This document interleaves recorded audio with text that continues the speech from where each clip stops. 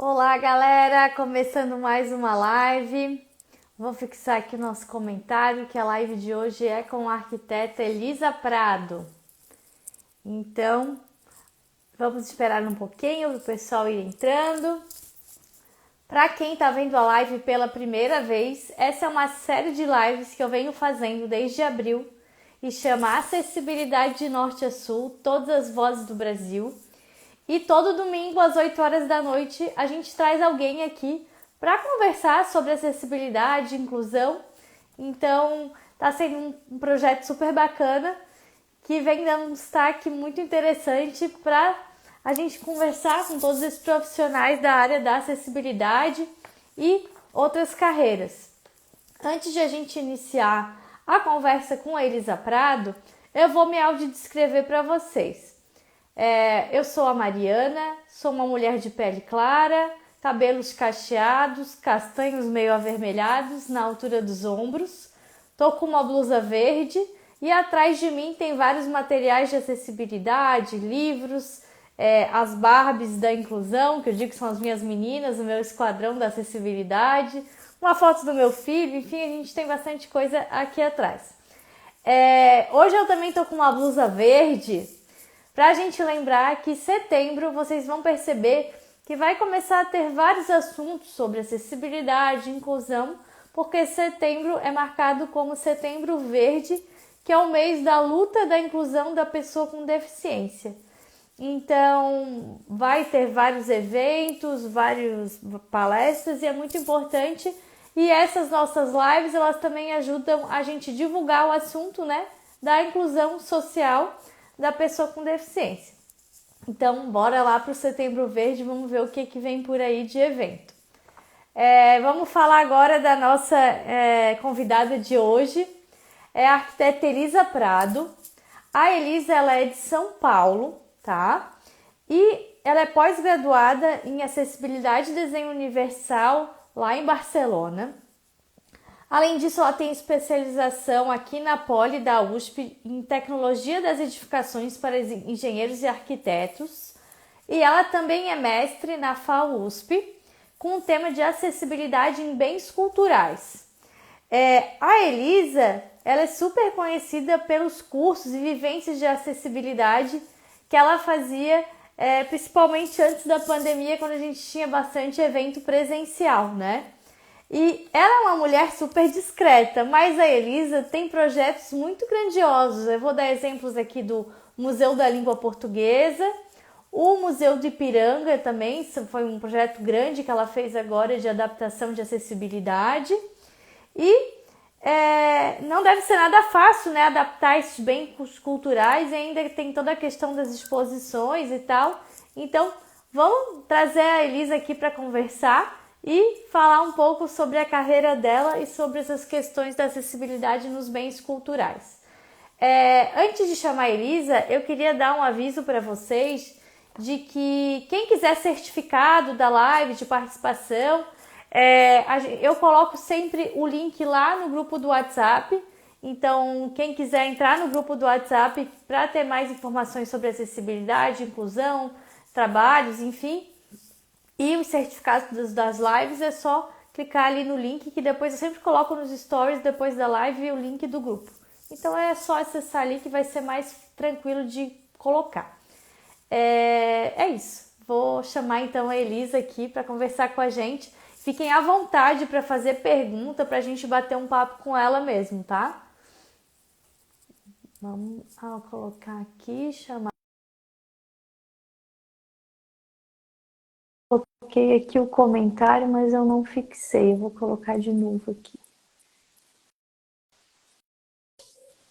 Chegou, Elisa. Oi, Elisa, boa Oi, noite. boa noite, tudo Tudo bem? bem? Tudo Obrigada pelo certo? convite.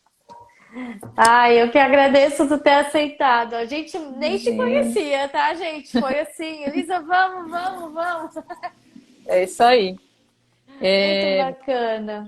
bom, prazer estar aqui. Bom, vou começar me audiodescrevendo. Eu sou uma mulher de pele branca, tenho cabelos castanhos escuros, olhos castanhos também, cabelo ondulado, na altura do queixo. Acho que não dá muito para ver, mas eu tô com um vestido cinza e tô aqui no meu escritório, que é em casa mesmo, e tem a parede verde, ó, aí para o mês de setembro. E, enfim, com prateleira, com livros, fotos de família, uns brinquedinhos que meu filho me dá e ficam aqui também, o símbolo internacional de acesso, enfim, um ambiente aqui de escritório. É isso Muito aí. bacana, Elisa.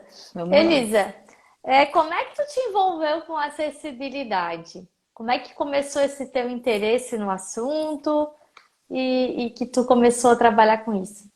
Bom, eu comecei já na faculdade, né? Eu fiz faculdade de arquitetura entre 99 e 2003. Se a gente for pensar na força da norma, da legislação, foi em 2004, né? Então não era um tema muito tratado quando eu fiz Mackenzie, né? E teve assim umas pinceladas sobre acessibilidade, né? Falar, tem que ter uma rampa, tem que ter um banheiro, né? Umas coisas assim, né? E foi por isso mesmo. Mesmo assim, no meu trabalho final, tinha uma representação de pessoas em cadeira de rodas nas perspectivas que eu fazia, tinha preocupação de ter rampa, né? Tinha banheiros acessíveis, enfim, não era algo muito comentado assim na faculdade, mas era algo que já me chamava atenção. Não sei explicar muito bem por quê, mas era Uhum. algo que já me chamava atenção e que eu buscava atender ali. Quando eu me formei, né, você se forma e você pensa assim, bom, preciso me preparar um pouquinho mais. E aí eu queria fazer algum curso a mais, assim, depois que eu me formei. E aí meus pais falaram assim, a gente paga um curso para você fazer, assim, um curso qualquer. Aí eu fui pesquisar e eu fiquei interessada em fazer. Eu vi no Senac dois cursos, né? Falei de paisagismo e de acessibilidade. Aí pensei, qual que eu faço? Eu falei, bom, acessibilidade é uma coisa que eu aplico para todos os projetos que eu fizer, então vou fazer esse. E o curso era com a Silvana Cambiaghi. Isso que eu ia te perguntar, porque eu sei que o livro dela é do Senai, que eu já sei, será que o curso era com a Silvana? Era com a Silvana. Exatamente, foi o curso da Silvana. E aí foi o primeiro contato que eu tive, assim, mais profundamente com o tema, foi a partir do curso da Silvana. E foi muito legal, assim, mas dali em diante não apliquei muito, né? Assim, apliquei como no que surgia, né? Mas não era não tinha uma Um área foco, específica, um assim. Uhum. foco, exatamente. Então, fui trabalhando no que ia aparecendo, né? Eu já tinha uma bagagem, né? Tinha algum conhecimento. Mas aí, para eu me envolver, né, de fato, com acessibilidade, começar a trabalhar com isso demorou mais um tempo, né? Isso, quando foi em 2007, eu fiquei sabendo que tinha uma vaga para trabalhar na Secretaria da Pessoa com Deficiência. Então, mandei o currículo, tinha uma pessoa que conhecia o secretário na época, não assim de contato, falar assim, olha, contrata ela que ela é minha amiga, né? Mas Sim. foi como o currículo conseguiu chegar na mão do secretário na época, né? Foi ela que me avisou que tinha uma vaga, né? E aí eu mandei o currículo. E na época não tinha muita gente que sabia, que já tinha feito um curso de acessibilidade. Isso Não quer é como dizer que já hoje. tinha o curso, sim. Exatamente. Então, eu fui, né, fazer entrevista, né? Então, apesar de eu entrar em cargo de comissão, Comissão. Uhum. né, comissionado que geralmente é por alguém indicado que é próximo, no caso, eu não tinha nenhuma relação com o secretário, nem com ninguém na secretaria. Foi entrei por currículo, né? E Sim. por entrevista. E aí, na época, ele falou assim, o secretário Renato Baena, que era na época, tinha acabado de sair a Mara Gabrilli para ir para ser vereadora da Câmara, e o Renato era o suplente, né, digamos assim, e adjunto, né? Ele ficou no lugar da Mara Gabrilli. Aí ele fez a entrevista e falou: olha, o que eu estou querendo é criar uma cultura de acessibilidade na cidade de São Paulo. Para isso, a gente precisa fazer curso, né? A gente precisa fazer as pessoas entenderem a legislação e a norma. Eu falei: eu nunca dei curso na vida, né? Sei lá, eu também não sou nenhuma especialista em acessibilidade, né? Eu sei, assim, porque eu fiz o curso e tal. Aí ele falou: não, mas assim, para a média, você já tem muito mais. Então. Sim. E aí, se você topar, né? Eu falei, eu topo, né? Eu quero tentar, né? Vou me Ah, então preparar para nessa isso. época ainda não tinham os cursos da prefeitura. Não, Foi aí que começou começou. comigo e com uma outra arquiteta, que é a Daniela, que na época Uhum. fomos nós duas, entramos para isso, né? Era para criar essa cultura de acessibilidade a partir dos cursos. Então, com o objetivo de preparar principalmente os servidores da prefeitura, né? Uhum. E, enfim, foi aparecendo gente de tudo, né? De escritório, de outros lugares que também queriam entender sobre acessibilidade, né? Era muito bacana. A gente, na época, era um curso. A gente tinha 2 dias e meio de aula, né? Eu não sei agora como é que tá os cursos de acessibilidade, eu sei que tem, né? Segue tendo, né? E a gente dava 2 turmas por semana, de cerca de 20 a 30 pessoas. Então a gente formou muita gente, Muita gente. muita gente. E aí foi aí que eu comecei, né? Na acessibilidade. Me preparei, estudei muito, montei a aula, não sei o quê, para poder falar. E estreiei na Reatec, né? Primeira aula que eu Ah. dei foi na Reatec naquele ano. Imagina, né? Falar no microfone Para quem não enfim. sabe, a Reatec é um evento que tem, até vai ter em outubro, que Uhum. tem estandes, enfim, é um congresso também sobre pessoa com deficiência, materiais, Tecnologia voltado para a pessoa. tecnologia, isso, de tudo. Até Isso. se alguém depois quiser saber, é Reatec, né, o nome. É. E aí, na época, eu fui lá, né, fazer, né, dar esse primeiro, mas aí a gente passou a dar com essa regularidade, era a estreia. Naquela época, a Reatec tinha todo ano, depois deu uma reduzida na frequência, né, mudou a frequência, agora parece que está voltando a ter todo ano de novo. Uhum. Enfim, aí eu comecei a me envolver. Primeiramente, só fazia isso, só ministrava os cursos. Depois, com o tempo, comecei a participar da Comissão Permanente de Acessibilidade, que estava ligada à secretaria. Comecei a fazer vistoria, comecei a fazer análise de projetos lá dentro. Então, foi assim o Uhum. primeiro passo, né? O primeiro momento em que eu me envolvi com acessibilidade foi dessa maneira, né? Mas é muito bacana tu falar, porque às vezes até as pessoas perguntam pra mim, como se, tipo, lá na faculdade eu já fizesse coisas a ver com isso, assim. E também não é a minha realidade, assim. Eu não tinha esse interesse, nem a faculdade antes não tinha muito essa visão, né? Uhum, Desses assuntos, assim. Até teve, tipo, uma aula de que tinha vivência e tal, mas era só, né? é. Então, assim, isso foi surgindo depois. E é super legal a gente encontrar uma área que a gente se. Como é que eu vou dizer assim? Se identifica, né? Que querendo ou Uhum, não é tipo um nicho dentro da arquitetura e bem específico mesmo, né? As pessoas uhum, acham bem estranho aqui por não ter muita gente que faz isso. uhum. Então, na real, que tu começou a vivenciar mais foi lá dentro da prefeitura também, né? E Foi. tu aprendeu a dar curso dando. Dando, exatamente. Nunca tinha dado nenhuma aula na vida, assim. E odiava apresentação, né? Qualquer Sim. apresentação que tinha era um terror. Hoje já habituei, né? Porque de lá para cá, praticamente eu não parei de dar aula. Então, nessa época, né, da prefeitura, que eu estava na Secretaria da Pessoa com Deficiência, aí, foram 2 anos seguidos dando aula toda semana, né? E, e depois aí foi reduzindo um pouco, porque a gente deu conta, né, de tanta gente que queria fazer o curso, foi reduzindo um pouco a frequência. Mas aí depois, quando eu saí da secretaria, eu passei a dar curso pela AEA, né, onde eu dou curso ainda, né? Eu dei muito, antes era, como você estava falando, né, presencial, convivência e tal. Aí com a pandemia começou a fazer online. E aí tem um lado interessante de fazer online, que é poder receber gente do Brasil inteiro, né? Sim. Porque sendo em São Paulo presencial, vinha pessoas de fora, mas nem todo mundo tem essa oportunidade, né? Então, sendo online, mais pessoas conseguem acabar aproveitando. Então, tem o lado positivo aí de fazer dessa Sim. maneira também. E, ô Elisa, quando tu começou a dar esses cursos lá, você já faziam as vivências? Sim, Ou desde o era começo você já faziam as isso. vivências? Exatamente, desde o começo a gente tinha isso como premissa, né, do curso a partir o primeiro curso que eu fiz foi com a Silvana e fiz vivência, né? Então Uhum. foi importante. E depois eu fiz o curso da BNT, também tinha vivência, também era com a Silvana, né? E eu acho que é um ponto muito importante, né, para as pessoas dar um clique assim diferente quando passa por aquilo, né? Passa por mais fora da realidade, né, das pessoas com deficiência que Sim. possa ser a vivência, né? Não tem.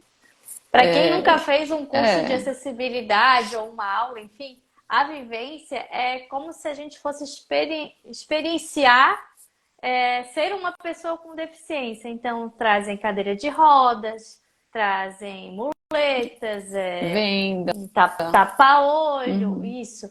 E tem dois, eu vejo dois lados, assim, tem gente que é super a favor das vivências, eu sou a favor, eu acho que é importante a gente poder sentar, ver como é, experimentar mesmo.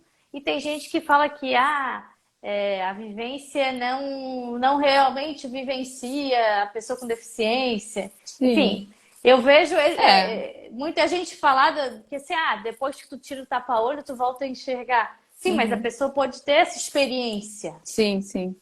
É, porque né? a gente tá nesse lugar, né, de ter alguma diferença no que a gente está acostumado, né?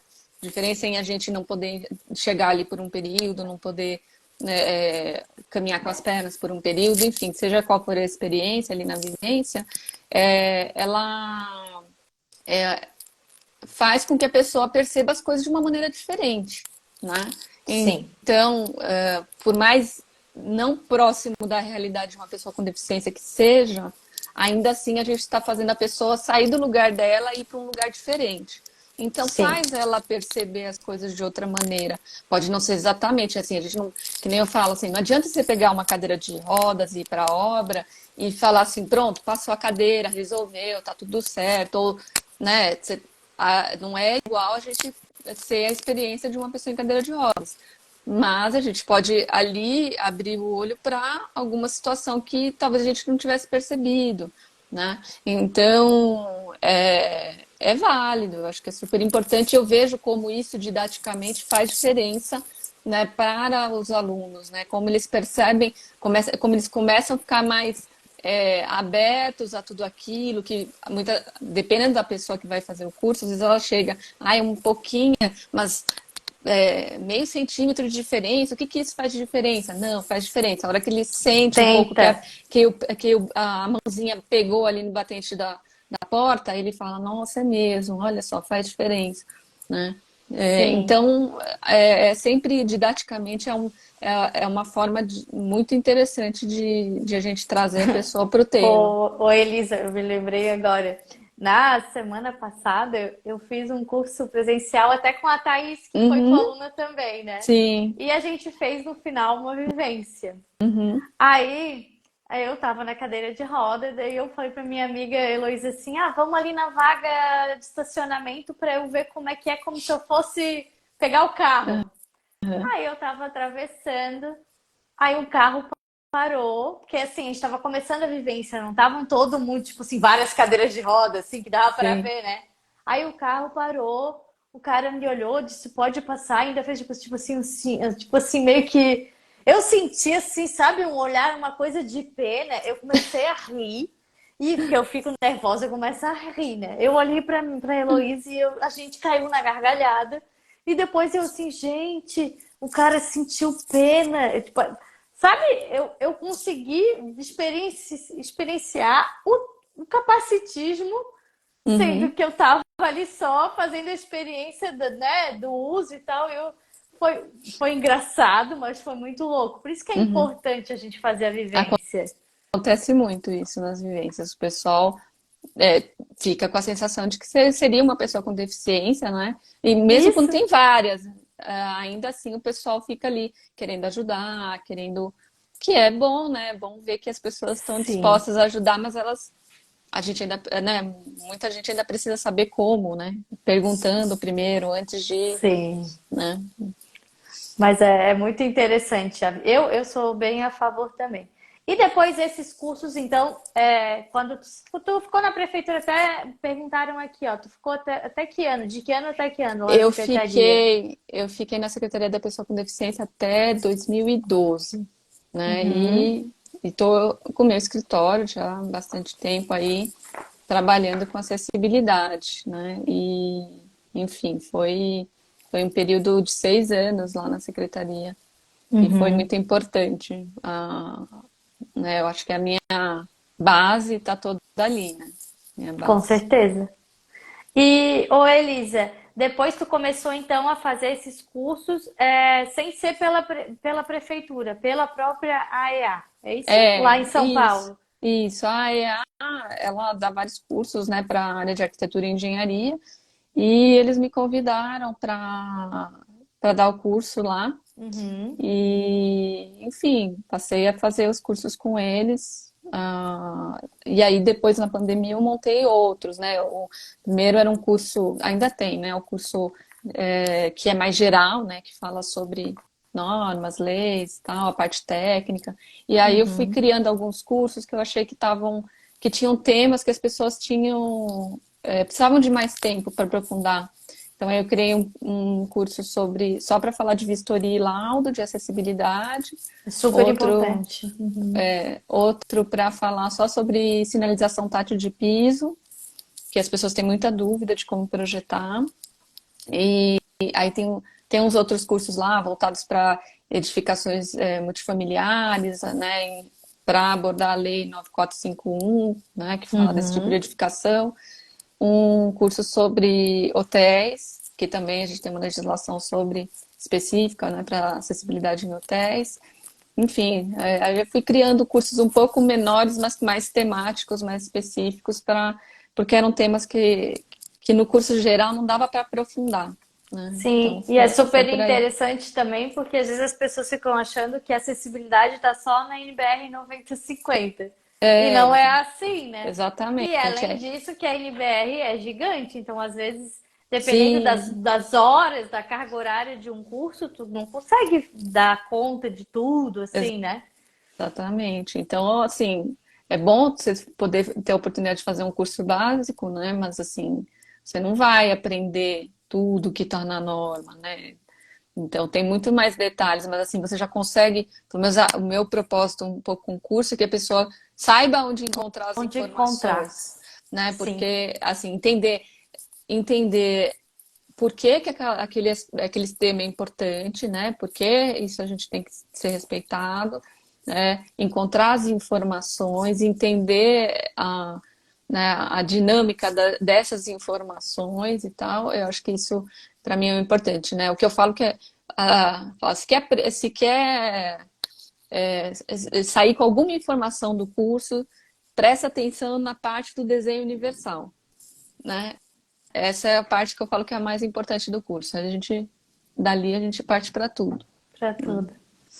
E, Elisa, tu fez o Museu do Ipiranga Acessibilidade, o Museu da Língua Portuguesa. Como que veio essa oportunidade de fazer esses projetos tão grandes? Deve ter sido um grande desafio também, né? Bastante. É, o Museu da Língua Portuguesa, né, ele surgiu, bom, se eu for contar a história, até uma história que as pessoas adoram ouvir. É, Conta, a gente adora. o Museu da Língua Portuguesa foi assim, ele já existia, né, antes do incêndio, já tinha sido feito, né, atendido aspectos de acessibilidade nele. E aí, a norma tinha mudado e precisava atualizar. Então, quem administrava o Museu da Língua Portuguesa na época me convidou para apresentar uma proposta para adequação, né, para Uhum. atualização, né, da norma. Eu já tinha feito mestrado, né, então já tinha essa Know-how, bagagem em claro. bens culturais, né, então já tinha tido que acaba também sendo, né, assim como lá no passado eu era uma das poucas no tema de acessibilidade, né? sem querer, né?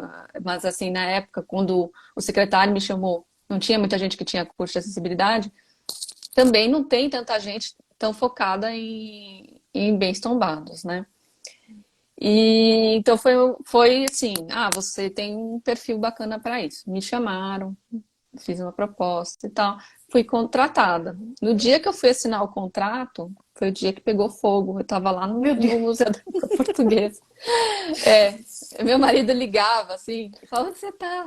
E eu falava assim, por quê? Que aconteceu? Não, é porque tá passando na TV que tá pegando fogo. Você tá aí ainda? Eu falei, não, já saí. Eu tinha saído antes, né? E eu tava, onde eu fui assinar, tava em outra parte, né? Não foi na parte que Ah, pegou mas fogo. nessas horas, mulher, Gente, coitado. desesperado, né? E eu tinha ido comprar um presente pra ele surpresa, então não podia falar onde eu tava. Sim. Então, né, até então eu tava lá ainda pra ele, mas enfim. Aí depois me ligaram e falaram assim, olha, né, não é nem que seu contrato pegou fogo, mas enfim, agora a gente não tem, né, por que fazer, a gente vai ter que refazer tudo. Eu falei, claro, né, o importante é que vocês tenham algum consultor de acessibilidade nesse novo projeto, alguém que olhe para isso, para vocês não terem que fazer uma adequação depois, né, para já Sim. nascer. E Já aí, nascer acessível, né? já nasceu acessível. Aí quando foi mais pra frente, que isso começou a se desenvolver, eu falei, não é nem que vocês precisam me contratar, porque já me contrataram, enfim, segue barco, né? Mas Mas não estou esqueçam aí, né? disso. Tô disponível. Aí foi que me chamaram para ser consultora do projeto que estava sendo desenvolvido lá do Museu da Língua Portuguesa. Então aí eu Ô, participei. Elisa, bota teu Ah, marido. Ó. Eu no Twitter vendo incêndio, a Elisa incêndio, nada não de nada de. atender o É, telefone. exatamente. Foi exatamente. Porque eu sou bem ruim de atender telefone, às vezes. E aí, então eu fui chamada para voltar e participar do desenvolvimento do novo projeto do Museu da Língua Portuguesa. É, Aí, como consultora, então eu trabalhei orientando os projetistas, né, que estavam desenvolvendo esse novo museu, para que tudo já nascesse acessível e fiz o projeto de sinalização tátil de piso, rotas direcionais e tal, né, piso Uhum. tátil ali, complementando, né, o projeto dos demais. Então, essa foi a parte, né, do Museu da Língua Portuguesa. No Museu do Ipiranga, o escritório que estava fazendo parte né, do projeto lá do Museu da Língua Portuguesa ia entrar com. Tinha um edital para expografia, né, do Museu do Ipiranga, porque o concurso do Museu do Ipiranga já tinha sido há muito tempo, já Uhum. tinha, né, sido concluído, já estava o museu, né, praticamente né, numa fase bem avançada de obra, e aí eles estavam com o edital, o museu para a expografia, né? Para desenvolver a expografia. E Ô, no Elisa, edital. fala pro pessoal o que que é expografia. Então, a expografia é o projeto da exposição, né? Então, esse projeto da exposição, o escritório que fez Museu da Língua Portuguesa queria entrar, concorrer para Uhum. fazer o projeto da exposição, das exposições que iam existir, né, quando o museu reabrisse. Como eles tinham trabalhado comigo, tinham gostado do meu trabalho, falaram assim: você não quer entrar com a gente nesse edital? Eu falei: bora, vamos lá. Entrei, foi selecionado, então comecei a participar lá do museu, não Uhum. do prédio, né, do desenvolvimento do prédio, mas da parte da expografia, então, ou seja, mobiliário, a comunicação, né, como que as coisas iam estar expostas, né, e então eu comecei a contribuir, né, mais uma vez como consultora de acessibilidade, contribuindo para que os projetos dos outros fossem desenvolvidos respeitando a acessibilidade. Era parte do edital que tivesse, né, na equipe alguém que entendesse desse assunto, né.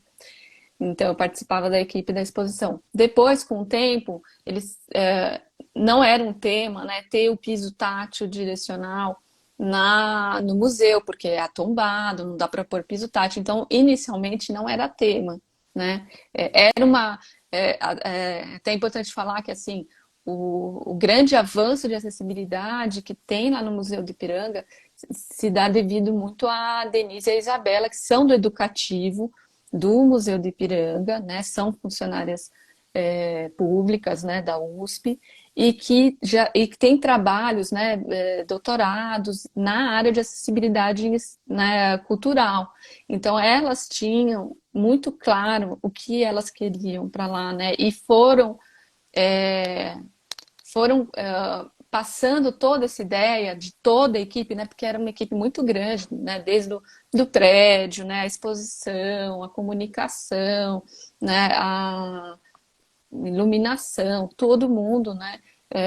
Os historiadores que estavam montando, né, as próprias exposições, criando aquele conteúdo para as exposições, né, criando textos e tudo, era muito fomentado por elas de que isso tudo tinha que ser para todos, né, de que tudo que fosse criado era para todos. Então eu tinha muita força de trazer as minhas questões, né, de apresentar como as coisas poderiam acontecer a partir da força interna, né, delas dentro. Então, isso foi muito importante. Então, era menos batalha, né, digamos assim, porque tinha gente de dentro e gente de Tinha gente fora de dentro que a também favor. entendia sobre o assunto. Sim, entendi. Exatamente. Então, E é aí muito, depois. e é muito bacana também isso que tu tá falando, dos contatos entre escritórios que fazem coisas diferentes. Tipo, provavelmente esse pessoal que fez lá o da língua portuguesa também tinha engenheiros, arquitetos, técnicos. E daí eles te chamam para fazer essa parte de acessibilidade, assim como pode chamar alguém para fazer bombeiro, para fazer Isso, iluminação, para exatamente. fazer, né? Cada um acaba tendo a sua especialidade e acaba formando essas equipes de profissionais, né? Exatamente. Então, aí, como tinha muito esse tabu do piso tátil acontecer em um edifício tombado, e ainda um edifício como o Museu do Ipiranga, que tem um piso muito desenhado, né?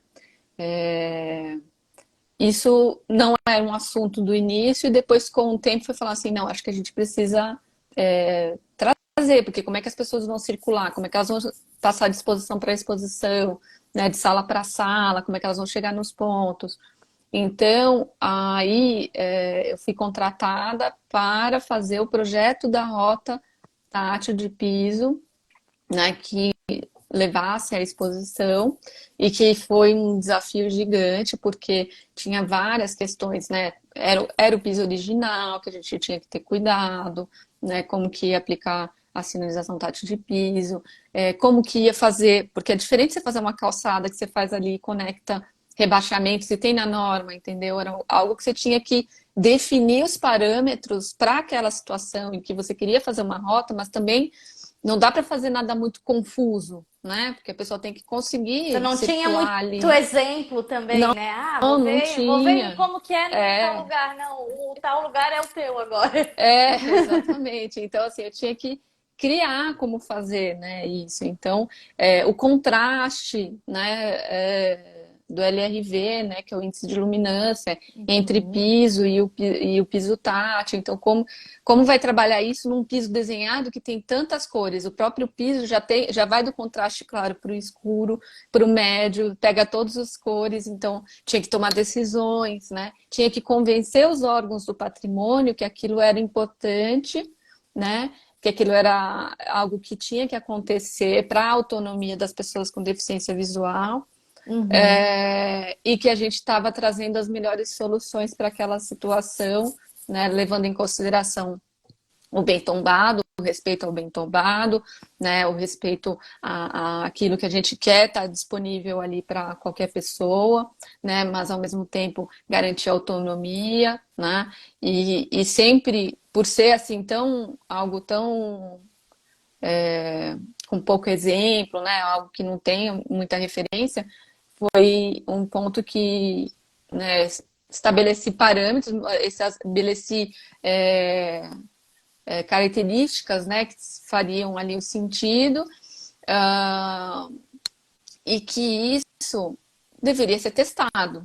Então, eu não estou dizendo que eu estou acertando 100% ali, né? É algo que a gente não tem precedentes, né, de algo tão... Porque no Museu da Língua Portuguesa era bem diferente. Por mais tombado que fosse, internamente, ali onde é o museu, é tudo piso novo, né? É uma mesma cor, a gente tem uma rota muito mais fácil de fazer, né? Não tem tanto entra e sai como é no Museu do Ipiranga. Então, apesar de a gente falar, são museus, são, nenhum deles é um museu de arte propriamente dito, né? Apesar do Museu do Ipiranga ter obras de arte, ele não é um museu de arte, ele é um museu de história, né? O outro é um museu que fala da língua portuguesa, então é um outro tipo de Uma outra museu, pegada totalmente. né? Aham. Mesmo sendo tombados, né? Eles são trabalhos que foram bem diferentes, né? Tiveram que ter caminhos bem diferentes, estudos bem diferentes para tomar decisões. Então, eu parto assim né, da premissa de que ali é um caminho, é muito bom porque a gente ganha possibilidades para outros museus, né? Todo mundo passa a ver que aquilo é possível, que o patrimônio pode estar com piso tátil, pode estar acessível, né? E testar. E as pessoas que usam, que precisam falar, tá legal, não tá legal, pode melhorar nisso, vamos complementar essa rota aqui, porque dessa sala para essa estou tendo dificuldade, né? Uhum. Porque algumas coisas a gente teve que levar em consideração, tentando deixar certos panos de piso livres para garantir a visual daquele desenho e criando outras rotas, né? Então a gente teve que tomar decisões, né? Nesse projeto eu tive que tomar decisões. Agora eu fiquei E super curiosa para ir lá ver. Imagino que está todo mundo querendo ir lá ver também. E aí tem toda a parte da expografia, né, do que está exposto, né, com recursos de acessibilidade para toque, Isso que eu ia te né, perguntar, como é que fica essa questão da pessoa com deficiência poder vivenciar, né, essa cultura do lugar, assim. Porque até tu falou que esse do Ipiranga, tu ajudou nessa parte de como é que chama mesmo? expografia, expografia. Expografia. Então, ali, né, da exposição, como que Uhum. faz, assim, fazem miniaturas, que estratégias foram usadas? Então, lá, essa não é tanto a minha parte, né, porque a minha parte foi mais a mobiliário arquitetônico e não tanto Uhum. os elementos táteis, né. Tinha a Marina Bafio também do Inclua-me que estava orientando, né? E própria, como eu falei, a Denise e a Isabela, que são do museu, também tinham muito essa visão. Então, elas tinham Aham. muito o objetivo de que os objetos não fossem muito estéreos, assim, né? De você ser sempre o mesmo material. Então, eles buscavam materiais que eram próximos. Então, se eu estou fazendo, estou querendo falar de uma roupa de época, então eu tenho a roupa lá para tocar, né? Não é tem um pedaço do tecido, né? Se eu estou falando sobre uma costura, se eu estou falando, né, sobre objetos de casa, eu tenho os objetos de casa para tocar. Então tinha muito essa tentar dar A coisas do acervo oportunidade. original, né? Então tem coisas do acervo original do museu para toque, né? Com a ciência de que aquilo vai se desgastar, mas é que a pessoa vai ter poder tocar algo original, que é diferente, e coisas que eram criadas, objetos que eram criados, então, vou criar uma escultura que ela é, né, o original lá é algum material metálico, então tem que ser um material metálico no recurso tátil também, né? E tem intérpretes de Libras, né? Tem os vídeos, as janelas de Libras, tem braille, relevo, enfim, tem uma série de recursos, né, para que cada um possa usar da melhor maneira que prefere e que consegue aprender, né, as exposições. Então, mas a gente percebe o quê? Que esses elementos de acessibilidade, todo mundo se encanta, porque poder tocar num museu não é algo que a Qualquer um gente quer tem. poder tocar, exatamente. Exatamente, e você toca muitas coisas originais, né? Muitas coisas que são o elemento em si, né? Então você tem assim uma oportunidade de vivenciar um museu de uma maneira diferente, né? Sim. E que é uma maneira muito mais rica, muito mais ampla do que a gente encontra nos museus de forma geral. Então as pessoas se encantam, as pessoas participam, as pessoas se envolvem muito mais, né? E então é por isso que a gente sempre batia na tecla que a acessibilidade não era para atender as pessoas com deficiência, que aquilo ia ser bom para todo mundo, que aquilo ia ser interessante para todo mundo ia ter um ótimo proveito do museu e a entender o museu e a, né, participar do museu de uma maneira mais ampla, né? Então isso é muito legal. Oi, Elisa, ó, a Gabriela Zubelli deixou um comentário aqui dizendo que o Museu do Ipiranga ficou fantástico. Na minha opinião, virou referência não só no Brasil, mas internacionalmente. Parabéns, Elisa, pelo fantástico trabalho. Obrigada. Um Ó, beijo pra Gabi. Tô vendo que tem um monte de gente que eu conheço, a ó, Thames, a A Gabi, Júlia. eu falei pra Elisa que ela e a Gabi eram a Ivete Sangalo e a Cláudia Leite da acessibilidade. Foi. Eu dei risada. Ô, Elisa, Aí eu falei que a Gabi é que era a Ivete, que eu era a é. Cláudia Leite. Então, eu disse, ó, a Gabi Ela falou é mais que a Gabi loirinha. tem que ser a Cláudia Leite, porque ela é mais loira, né? É, Até que eu não acho que eu não tô tão pop como a Gabi. tá bom, você é Cláudia Leite, então. Isso Ô, aí. Elisa, tem uma pergunta que eu gosto de fazer para todo mundo que vem aqui na live, que Uhum. é sobre os termos, né? Pessoa com deficiência, pessoa com necessidades especiais, Uhum. cego, cadeirante, enfim. Qual que é a tua opinião assim sobre essa questão dos termos?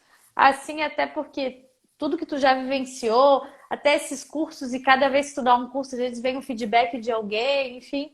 Uhum. Qual a tua opinião sobre esses termos? Bom, esse é um tema, né, que eu falo no curso, né, porque eu acho que a terminologia, desde lá do primeiro curso da REATEC, esse está nos meus cursos, né, falar de terminologia. É importante que a gente consiga, né, ir introduzindo, né, esses vocabulários para quem não conhece ou não está mais habituado, mas a minha opinião é aquela que as pessoas escolheram para elas mesmas, né? Eu não tenho muita opinião. Eu acho que quem definiu o que é a pessoa com deficiência, qual é o termo, eu acho que é o termo que a gente tem que respeitar, né? Então, pessoa com deficiência, da forma mais simples, né, que existe. Em primeiro lugar, é uma pessoa e ela tem uma característica que ninguém está querendo negar, é característica dela, ter deficiência. Então, esse é o termo, né, definido pela Convenção da ONU, né, então é o que eu aponto para o pessoal. E, enfim, né, a gente pode usar termos que são específicos, né, falar uma pessoa cega, pode falar que a pessoa é surda, né, ou com deficiência auditiva, deficiência visual. Tem alguns termos que são mais gíria, tipo cadeirante, né? Então, eu costumo falar, se você está fazendo um texto técnico, né? Um texto memorial, né? Alguma coisa está querendo ser mais formal, não vai usar cadeirante, né? Mas não é um termo que ainda não tem assim 100%, né? Mas de forma geral não é visto como pejorativo, né? Tem gente que não gosta, enfim, Uhum. mas é um termo mais gíria, né? E que eu sempre falo, né? Não tem PNE porque não tem necessidades especiais, né? As pessoas querem as mesmas coisas que nós, que qualquer pessoa quer, poder estudar, poder trabalhar, poder namorar, né? Poder passear, né? Então elas não estão pedindo nada de fantástico. Quer entrar, usar o espaço, compreender o que tem lá disponível, como qualquer pessoa. Então, não tem nada de especial nisso, né? Uhum. Então, esse termo tem que ser abolido. E aí, um recado que eu dou para os profissionais é cuidado com os termos que vocês colocam nas plantas, porque muitas vezes põe lá banheiro PNE, né? E aí vai para a plaquinha, né? Que vai no local, porque quem vai fazer as placas vai pegar a planta e vai falar, deixa eu ver o nome dos ambientes, né? E vai fazer uma plaquinha PNE, e isso não comunica, né? As Sim. siglas, elas têm dificuldade de trazer comunicação clara. Então, por isso é importante que a gente use sanitário acessível, né? Então, isso comunica muito claramente para aquele certo, né? Exatamente. Ô, Elisa, eu queria trazer outro tema aqui pra gente, que é sobre a questão da responsabilidade técnica, né? Uhum, Que a gente tem uma responsabilidade tanto em projeto quanto em execução, e dependendo do profissional, às vezes tu está envolvido só no projeto ou só na execução. É, Como é que tu acha que a gente consegue atender essas questões quando às vezes a pessoa ela é só responsável pelo projeto, então não tem como saber se na execução estão atendendo todos os itens que estão no teu projeto de acessibilidade, ou se realmente na execução, os projetos que tu faz, tu consegue, não, é 100%, Mari, eu consegui atender tudo que está na norma. Tipo, como que é essa questão prática da tua profissão hoje? Porque eu acho que tu trabalha também com consultoria e outras coisas de acessibilidade. Eu trabalho principalmente como consultora de acessibilidade, então orientando para que outros projetistas respeitem, né, os aspectos de acessibilidade. Uhum. Faço projetos também, né, trabalho pouco com projetos de adequação de espaços, por tudo que já me envolve os projetos novos, né? E trabalho fazendo esses projetos de sinalização. Muitas vezes esses projetos novos precisam dessa complementação, né, de alguém que faça um projeto de sinalização tátil correto e tal. Mas sim, assim, quando eu faço um projeto, ele é 100% atendendo a norma. E aí né, se quem vai executar vai decidir fazer menos, né, a responsabilidade vai ser de quem está executando, né? Infelizmente, às vezes a gente não tem esse controle total. Como autor de projeto, nós temos direito de fiscalizar o nosso projeto. Então, a gente tem direito de ir lá ver se está sendo executado conforme a gente projetou e questionar se não está sendo executado conforme o projeto. Né? Isso é um direito de todo arquiteto e engenheiro, né, de garantir a execução. Né? Aqui, muitas vezes, pode ser uma situação um pouco justa, né, se você não está sendo remunerado para estar lá acompanhando uma execução, né? Então, não preciso que você acompanhe a execução, porque eu já tenho alguém que faz, né? E, enfim, não é contratado e você tem que se dedicar a estar lá e acompanhar, mesmo que você não tenha esse contrato, digamos assim, né? Mas é um direito, né? Enfim, eu fui hoje, né? Outro projeto que eu fiz que foi a Pina Contemporânea, né? O novo prédio da Pinacoteca em São Paulo, e vi lá alguns erros, né? De execução do meu projeto, né? Então, alguns eu já tinha visto, já tinha reportado, não corrigiram ainda.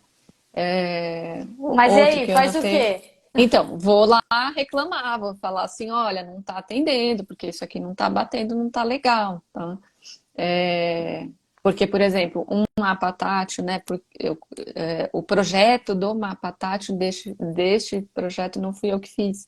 Eu só determinei onde teriam os mapas táteis, né? Uhum. E quem estava fazendo o mapa tátil falou assim, olha, esse mapa aqui eu vou rotacionar porque vai ficar equivalente aos outros. Falei, legal, vai ficar melhor mesmo, manda ver. Só que não esquece que a rota direcional tem que caminhar junto para essa nova posição. Tá bom? Aí não tá, né? Sim.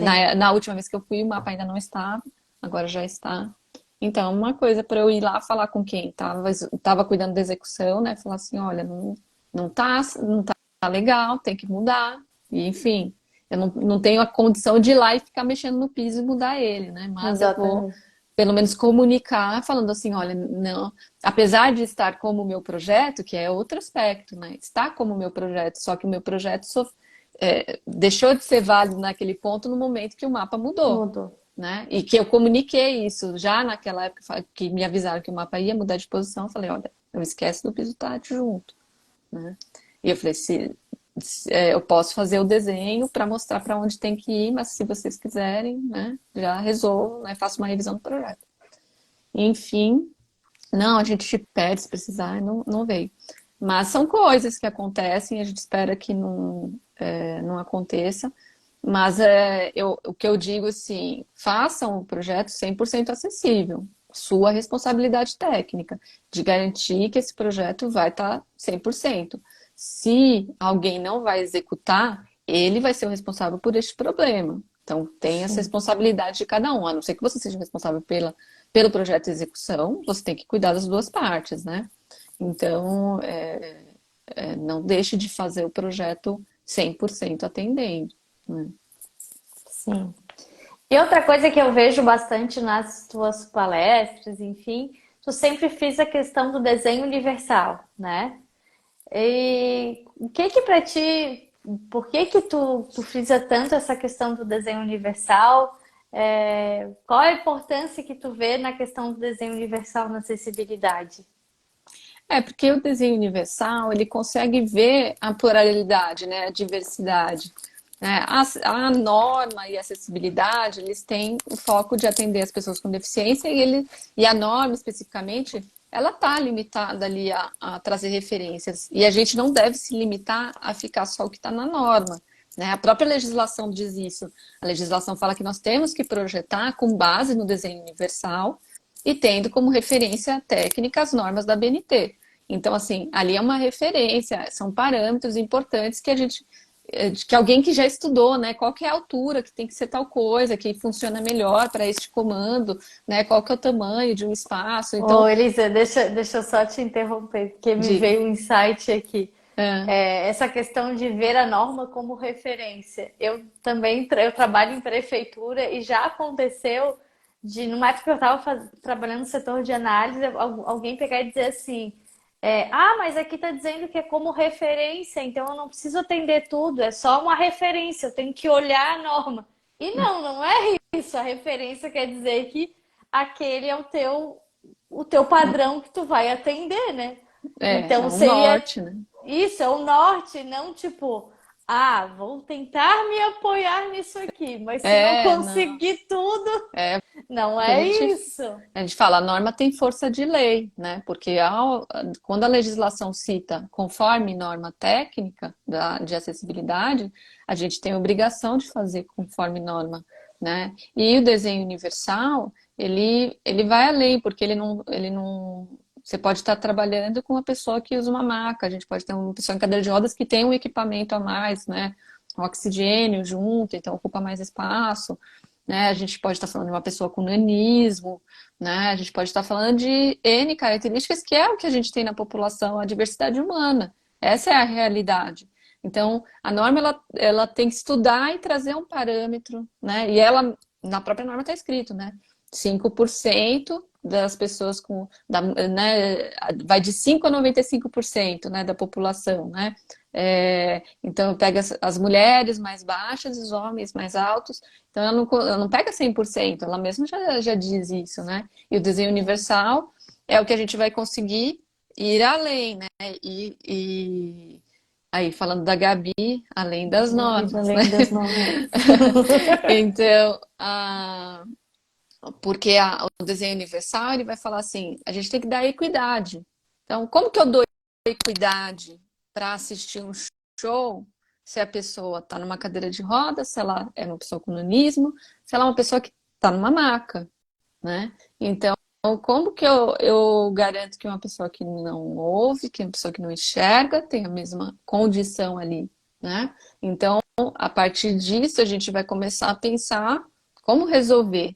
Então, a norma ela vai trazer um parâmetro, mas pode chegar alguém que não está lá naquele parâmetro da norma e vai falar: eu também quero participar. Como é que eu faço?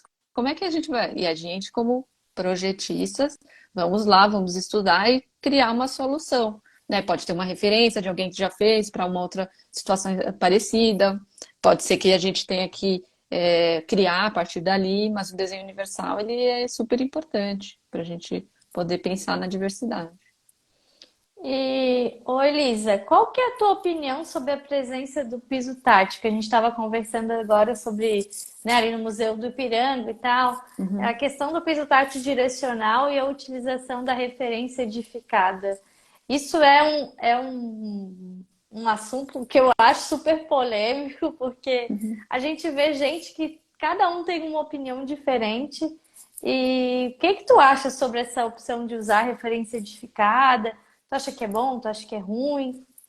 Olha, o piso tátil, eu sempre digo assim, ele é um signo, certo? Então as pessoas vão aprender aquele signo e vão se orientar a partir desse signo, né? Então ele tem uma referência identificada num padrão específico, né? Não é de qualquer forma, que dá claramente uma informação para ele tomar decisões, né? Aqui tem um degrau, aqui é uma rota que estão me orientando a seguir, né? Então, ele é uma referência muito, muito clara e direta e muito segura, né? Se bem feito, né? Então, é sempre um caminho muito bom, né? Ter o piso tátil, a sinalização tátil de piso, né? A linha edificada, ela também pode ser uma referência. Tudo vai depender da característica do espaço, né? Uma linha edificada para ser uma rota, né? Para ser usada como referência numa rota, ela tem que ser confortável, segura, simples, né? Não adianta eu ter um muro todo recortado e falar é uma linha guia, né? Não adianta eu ter interrupções e ter um jardim e de repente tem um vaso e de repente tem alguma coisa, né? Ou eu fico perto demais de uma garagem onde pode ter um cachorro que pode, né, ser uma situação meio, né, assustadora que venha. Então, assim, a gente tem que trazer a linha guia, ela pode ser usada, mas ela tem que ser muito bem qualificada, né? Ela tem que ter uma qualidade para que ela sirva a esse propósito. E com certeza ela não vai ser tão eficiente quanto um piso tátil direcional, que eu tenho certeza que ele está lá para essa função, né?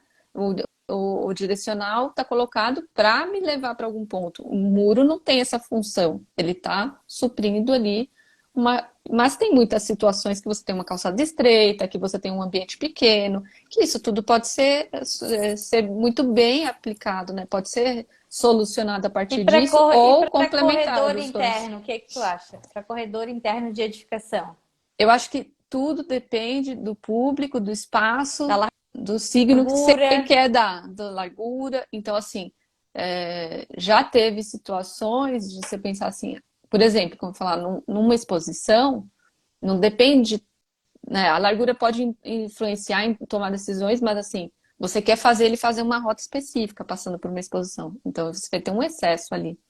Num corredor, digamos que tenha sala de aula, se não Esse for exemplo que muito. eu ia te dar. É, Tipo se assim, você é te. uma escola É, e vai para cada porta aí, para. então, aí você tem as situações. Esse corredor, ele tem bebedouros no corredor? Ele tem lixeiras, ele tem bancos, ele tem áreas de pessoas paradas. Então, talvez a linha guia não exista, né? E talvez uma rota direcional seja legal ali. Mas pode ser que não, pode ser que ele seja um corredor, uma linha, uma referência, e o que a pessoa vai usar a parede, e aquele direcional vai ser excesso. O que eu não costumo fazer é direcional levando para cada porta, tá? Porque eu acho que aí fica muita tomada de decisão. Então a gente tem que tomar cuidado com o excesso de tomada de decisão, porque vai ficando confuso, né? Então, quanto a gente conseguir trazer de simplicidade nessa rota, pode ser importante. Então, por exemplo, já teve num curso de pisos táteis, né, que a gente vai vendo exemplos, o pessoal vai trazendo dúvidas. Então, que era um corredor de salas de aula, mas antes tinha uma área aberta e depois tinha uma área aberta.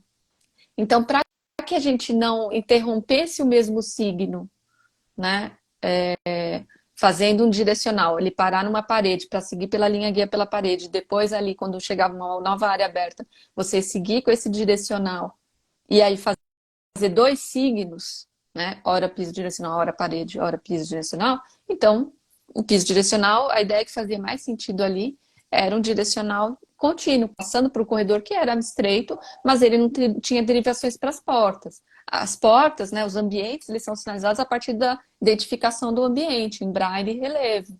Então, é ali que eu sei que tem, né, um ambiente, que sala é, né, o que tem naquele espaço, se é o banheiro masculino, se é o feminino, se é a sala 2, a sala 3. Mas ali fazia sentido. Então, assim, por isso que eu sempre falo que é difícil a gente dar uma receita de bolo É para o piso muito tátil, para o difícil. direcional. E o que a gente tem que fazer é entender como é a mobilidade de pessoas com deficiência visual, né? Entender qual é a dinâmica, qual é o público daquele espaço. Então, pode ser pessoas que podem estar mais em treinamento, então é legal por mais ou menos, dependendo da situação, né? Se eu estiver falando com crianças.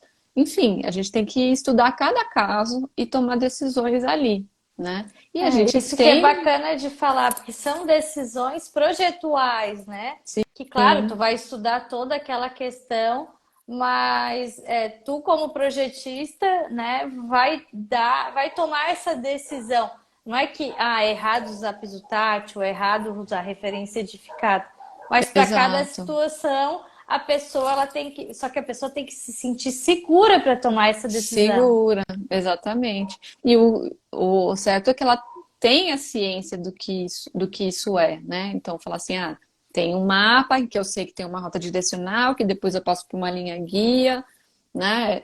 E que naquela área tem as salas. Então, aí ela vai poder tomar as decisões dela, né? E a gente vai entender, há um público que... Estou projetando para um público que vem pouco, então são os pais que vão vir na secretaria, é para os alunos, né? Então, para quem que eu estou fazendo essa rota? Né? Então, qual é as características que podem ter a partir de um público frequente ou a partir de um público esporádico? Pode ter demandas distintas. E a gente tem tecnologias também, né? A partir... não temos muito isso empregado, mas tem, por exemplo, o Navigate, da Eliette Mariani, do Jadoilson, Jaldo, isso, que também é um sistema de infravermelho e que a pessoa tem que ter um colar onde faz a triangulação e que Esse ela é vai aquele que tendo tu me informação. mandou o vídeo? É esse, né, que eu tava te perguntando. Então tem o Navigate, ele a partir dessas informações em áudio, a pessoa vai dizendo, ó, siga em frente para ir ao banheiro, né? Vire à direita para tal lugar, você está em frente de tal lugar. Então ele vai dando informações por áudio. Então eu acho que é, é um recurso também que tem muito a ser desenvolvido. A tecnologia eu acho que tem muito a oferecer para a mobilidade das pessoas com deficiência visual, que precisa estar mais Elise, bem, mais aplicado. o Eduardo comentou aqui, isso aqui é bem importante, ó. O Eduardo Almeida, o MEC exige o piso tátil levando a todas as portas. Eu não entendo com base em quê? Deixa muito mais confuso pelo excesso de informação. É, Eu imagino, Eduardo, que o MEC está super desatualizado. é, eu acho que às vezes a falta de entendimento do que é acessibilidade, né? E de como as pessoas usam os recursos.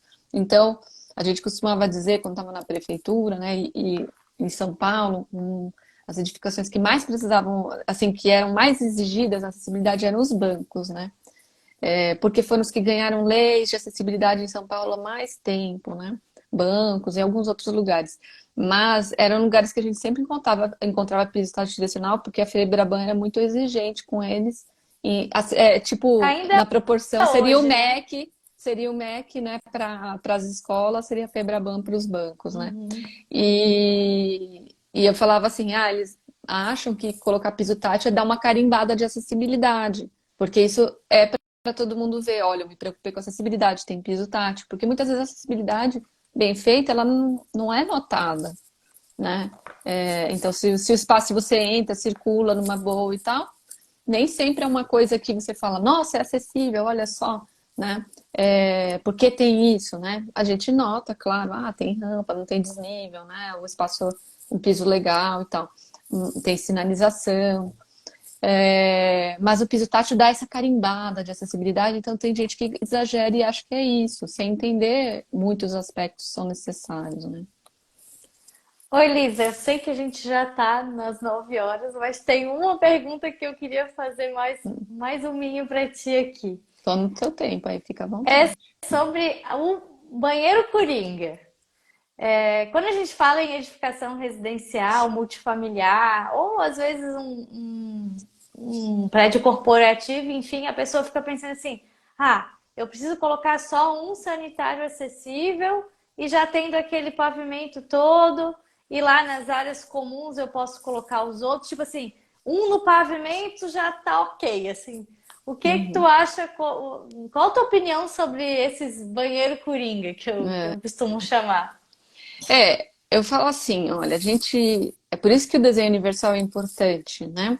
A gente não tem que olhar só a norma e ver lá quanto na tabelinha está dizendo que eu tenho que ter de banheiro e põe. Porque o desenho universal vai falar que eu tenho que ser equitativo. Então, assim, o que que é ser equitativo, por exemplo, num edifício residencial, como você falou, né? Tem lá um banheiro. Às vezes é um edifício residencial existente, então quando a gente vai adaptar, às vezes só tem espaço para pôr um e vai ser um mesmo e tal. Mas se a gente está fazendo do zero, né? A gente pode ir além, né? A gente sempre deve ir com o olhar além, mesmo para o tombado. né? Eu sempre, desde o mestrado, eu falava isso. Eu olhava para aqueles edifícios tombados que eu estava estudando, olhando assim, o que que ele tem que fazer para atender totalmente a norma? O que que ele tem que fazer para atender o desenho universal? Tá, e o que que prejudica que ele faça essas coisas, né? O que que no tombamento dele impede? Muitas vezes não tinha nada que impedisse, né? E não, qualquer situação, edifício novo, existente, a gente também tem que sempre ir com, né? Eu quero fazer tudo, tá? E aí a gente vai vendo, no caso do existente, a gente vai vendo, poxa, aqui tem essas dificuldades, então talvez eu não consiga fazer tanto e vou ter alternativas na norma. Mas no novo, é muito comum a gente ver o desenvolvimento dos projetos da seguinte maneira: a gente tem lá o salão de festas, tem banheiro dentro do salão de festas, e muitas vezes o banheiro acessível é como você falou, um coringa que fica lá no corredor, que vai atender a academia, vai atender a piscina, vai atender salão de festas também. Eu falo assim, pô, todo mundo que está no salão de festas tem um banheiro ali para poder ir. Porque só a pessoa com deficiência tem que sair do salão de festas para ir no banheiro. Cadê a equidade? Cadê a intuitividade, né? De que eu vi um banheiro, eu sei que tem para mim. Cadê o baixo esforço físico? Então, É o que vai ter que ir para mais longe vou é ter ele. que ir para mais longe. Às vezes pegando chuva, né? Às vezes você tem até que passar por área externa para chegar. Então, é, quando a gente usa o desenho universal como referência para projetar também, que é obrigatório, a gente vai levar isso em consideração. Então, já convenci muitos projetistas a fazer além, né, de um banheiro, ou mesmo estando na norma, explicando isso, que o desenho universal faz parte da lei e que a gente tem que pensar por esses aspectos. Então, não é só quantidade, mas é distribuição, né? É a qualidade desse espaço, aonde ele está distribuído, onde está fácil de entender que eu vou ter.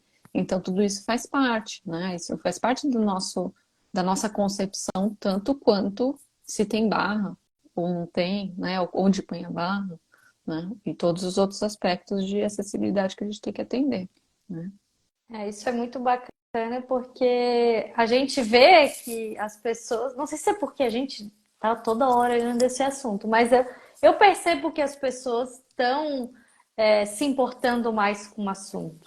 Mas eu Uhum, acho que também a gente vê mais acessibilidade em tudo, tipo, eu até estava vendo outro dia, o desodorante tá vindo com braille, então, uhum, às vezes, ai, que bobagem, desodorante. Não, mas isso é educativo. Eu pegar uhum, aquilo dali e ver que tem braille é educativo. A gente vê bonecas de uhum. acessibilidade é educativo. Então, ter propagandas falando sobre pessoas com deficiência, eu vejo uma evolução, assim, né, no assunto. Sim. Ah, eu acho que é fundamental. Eu acho que, bom, é um tema em evolução constante, né? A gente está aprendendo constantemente, né, sobre acessibilidade, novas coisas vão surgindo, novas ideias, né, novas formas de fazer. Então, é um assunto constante, de constante evolução. É um assunto que é para a pauta de todo mundo, né? Entender essa demanda e é bom para todo mundo, né? Então, a gente. é, Hoje, né, como eu falei da legislação para edifícios residenciais que a gente tem, que é a 9451 de 2018, você pode chegar num stand de vendas, e pouca gente sabe disso, né? Você pode chegar no stand de vendas hoje e falar, eu quero uma planta adaptada, eu quero meu apartamento acessível, eu quero que seja entregue assim. Você tendo deficiência ou não, você pode não ter nenhuma relação, não ter ninguém com deficiência e falar assim, eu queria que todas as portas do meu apartamento fossem de 80, porque isso não é um padrão que se faz até hoje, né? E aí você ter um espaço mais visitável para receber, né, qualquer pessoa, ou você poder ter aquele, né, eu quero esse apartamento para alugar, então eu vou poder ter um apartamento para alugar, que qualquer pessoa pode alugar, e que vai ser uma oferta que talvez não tenha tanto. Então, isso hoje é um recurso muito importante, né, para que uma pessoa com deficiência tenha a mesma equiparação de oportunidades, ou seja, um apartamento que está à venda novo hoje, a hora que ficar pronto, tanto quem não tem deficiência quanto quem tem consegue morar de imediato, que há um tempo atrás a gente não tinha, as Não pessoas iam ter tinha. que reformar esse apartamento, né, porque não tinha uma opção para ela. e hoje ela já tem. Então, e isso não é exclusivo para quem tem deficiência. Se eu quiser fazer, eu posso Essa fazer. lei eu acho pouco divulgada. É A bem lei do pouco divulgado. residencial. As pessoas não sabem ou acham que tem que pagar. Ou tem muita gente que acha assim: ah, mas se eu pegar esse vai vir cheio de barras. Eu não quero, É. vai vir cheio de barras. E não é, a pessoa pode escolher. Que bom que Sim, venha com barra para quem precisa de sim, barras. Mas se a exato. pessoa quiser outras coisas, ela pode escolher as outras coisas. Não é Sim, que é acessível, vai vir com barra. Parece que sim. já está na cabeça das pessoas que É. acessibilidade é barra de apoio. Ela pode receber um imóvel que não tem desnível, né? Em que ela vai ter mais qualidade ali, né? Não vai ter um tropeço numa porta, né? Sim. Então tem muita vantagem. Ô, Elisa, a Thaís mandou aqui para ti, ó. Acessibilidade bem feita não é notada, Elisa Prado. Ó, já tens uma frase de efeito aí. Aí, aí. Ó, tá vendo? Obrigada, Thay. Ó, a Eu Francisca acho que falou que não. as construtoras não têm interesse em divulgar. Talvez não, né? Mas assim, aqui em São Paulo, né? A gente tem bastante oferta, né? Eu vejo que é um mercado aqui de São Paulo que está bem, sabe que tem que cumprir com isso e faz, né? Sim. Agora, eu sei que tem outros locais que realmente, se a prefeitura do local não pega no pé, muitas vezes a coisa não avança. Foi assim na Prefeitura de São Paulo. A cultura de acessibilidade teve o curso, mas teve também a partir do curso, né, a gente conseguiu fazer com que os técnicos da prefeitura entendessem e passassem a cobrar mais. Eu entrei numa época em que ninguém fazia área de resgate nas escadas de emergência e já tinha uns 3 anos aí que era uma obrigação da norma, né? Ou talvez até mais, né?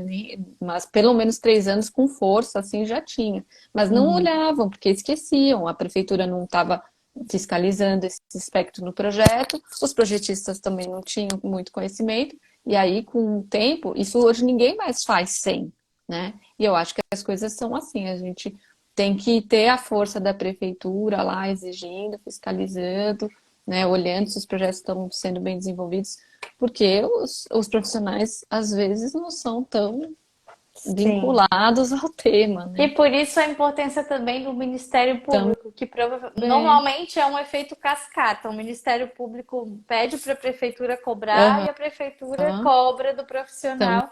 E aí também. a edificação a gente E a consegue gente que, evolui como evoluir. sociedade, né? Exatamente.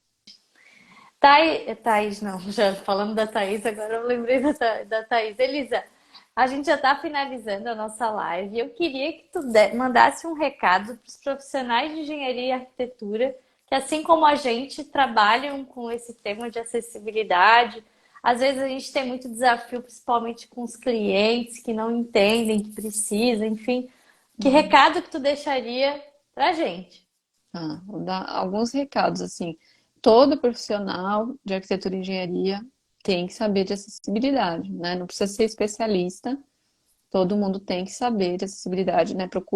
Procure entender esse assunto, seja por curso, seja estudando, seja assistindo algum material, né? Que hoje em dia tem bem mais material, lendo livros, é super importante.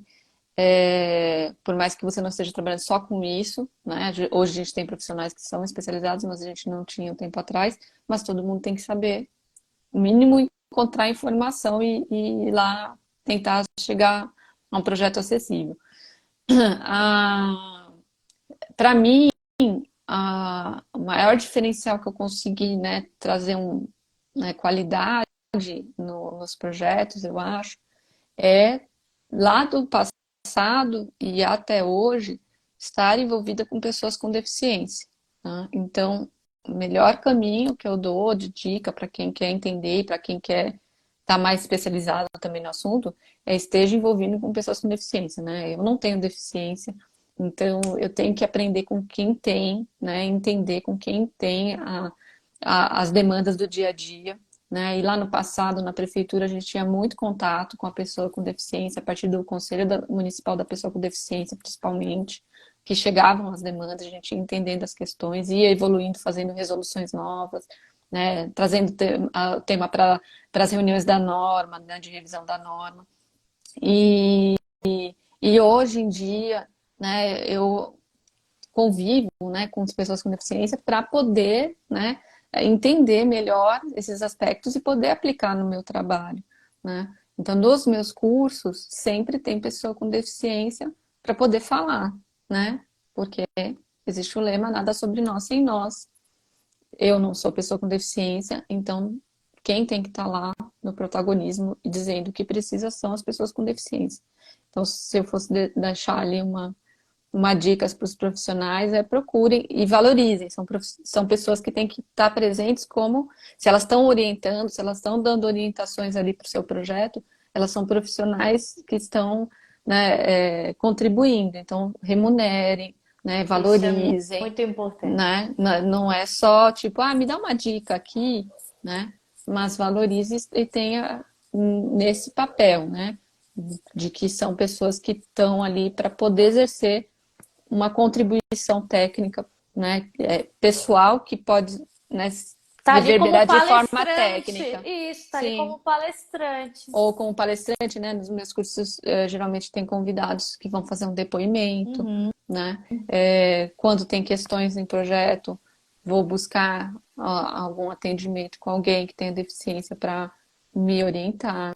Então, eu acho que foi assim que eu aprendi muito, né? A partir do olhar e assim, a gente também tem meios de estar próximo para nos, né, desenvolver no tema a partir de pessoas com deficiência que estão aí no Instagram, que estão no YouTube, né, que estão fazendo podcast, né? Então você pode entender também muitas coisas, né? Não só pagando, né? Eu acho que tem momentos em que essas pessoas são contratadas e tem que estar contribuindo como profissionais, e que tem outros momentos em que a informação está disponível que a gente pode aproveitar e evoluir, né, o entendimento de acessibilidade a partir disso. Então, essa é a minha dica. É muito bacana E aí mesmo. você falou mais uma coisa, né? Que? Já esqueci. Não, é que você falou assim para os profissionais que estão aí com um pouco de dificuldade de convencer o cliente, Ai, né? os desafios do cliente, sim. Então, é, quando a gente está com um projeto, eu tenho muita facilidade em eles entenderem todo o aspecto da acessibilidade a partir de laudos. Então, assim, eu vou fazer uma adequação. Eu vou lá no lugar, faço uma vistoria, faço um relatório. A partir disso, eles veem que não é só uma rampa e vem ali 20 páginas e falam assim, nossa, tudo isso. Mas é porque é amplo o tema, né? A acessibilidade envolve muitas necessidades. E o desenho universal. Então, convenço também muita gente de avançar na acessibilidade falando assim, isso vai causar uma segregação. E isso não é, né, não é bacana. A gente tem, inclusive, penalidades na lei por segregação. Então, por mais que não esteja escrito na norma, exatamente daquele jeito, se a pessoa se sentir segregada, ela pode reclamar. E ela vai ter direitos, né? Ela vai ser reconhecida por isso. Porque ela não tem motivo nenhum para ter distinção em relação a mim, né? Ao que ela tem disponível a ela. Então, assim, dessa maneira também convenço muita gente, muito cliente a fazer e a respeitar, né, a diversidade, né? Então fica aí essa dica. Sim, e às vezes a pessoa, ela não fala por maldade que ela achava que era só rampa e sanitário, né? Uhum. É porque ela não sabe Às vezes ela mesmo. não sabe, né? Ela Até não tem porque, conhecimento. exatamente, tipo, ó, eu sou arquiteta. Se me perguntar alguma coisa de advogado de direito, também não sei. Eu Uhum. vou achar que é só um papelzinho lá. Mas eu não tô querendo denegrir a Exato. profissão, é porque eu não sei mesmo. Então, às Uhum. vezes a gente fica achando que os outros sabem de arquitetura e eles não sabem, gente. Não sabem Sim. mesmo. E Então, Elisa, vamos tirar uma foto aí, ó, pessoal. Quem tá vamos. aí na live, vocês tiram uma foto, depois mandem pra gente ou marquem a gente pra gente ajudar e divulgar as lives que a gente tá fazendo toda semana. Vamos lá fazer um sorrisão, Elisa. Vamos. Alguém tira aí. Fechou. Elisa, muito obrigada por tu ter aceitado esse nosso bate-papo. Já tinha mais um monte de coisa para te perguntar, mas tá Falei ótimo. demais. Não, tá tudo certo, foi muito Contei umas legal. histórias aí. Não, também É, ó, adorei. coitada dela no Museu da Língua Portuguesa, minha gente. Agora tá divulgado aqui, Tá tá gravado. divulgado, Porque eu nunca contei isso em em nenhum rede vídeo. nacional. Em rede nacional, é. Ai, Obrigada, gente. Obrigada, Obrigada, Elisa. Mari. Parabéns É, aí pelo, né, dedicação aí para fazer todas essas lives. Estão super interessantes. Eu acho que é uma ideia muito bacana. E obrigada por me chamar para fazer parte aí dessa jornada. obrigada também. Tu é sim uma das vozes do Brasil. Obrigada. Obrigada, gente. Obrigada. Tchau, tchau, gente. Beijo a Até todo mundo que mais. participou aí. Beijo para Obrigada. todo mundo. Muito obrigada e mandem as fotos.